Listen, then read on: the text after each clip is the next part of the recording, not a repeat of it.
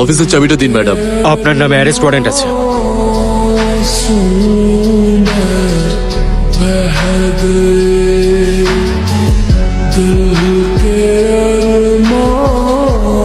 Sir আপনি তাড়াতাড়ি বাইরে আসুন।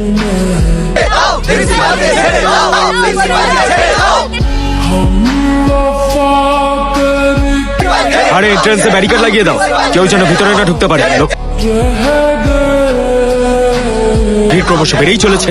দেখুন এই ভিড় সামলানো খুবই কঠিন কাজ। টিচার্জের অনুমতি না পেলে আমরা কিচ্ছু করতে পারবো না। আর সত্যি কথা বলতে এরা কেউ শুনবেও না। দেখুন পরিস্থিতিটা বুঝুন, আরো ফোর্স পাঠালে। সবাই চুপ করুন, যদি আপনারা শান্ত না হন কথা বলবো কি করে? এটা হলো কোর্টের অর্ডার, আমাদের কিচ্ছু করবার নেই। মানে আইন আদালত কি মানুষের জন্য নয়? আপনার ছেলে মেয়ে সরকারি স্কুলে পড়ে নাকি প্রাইভেট স্কুলে?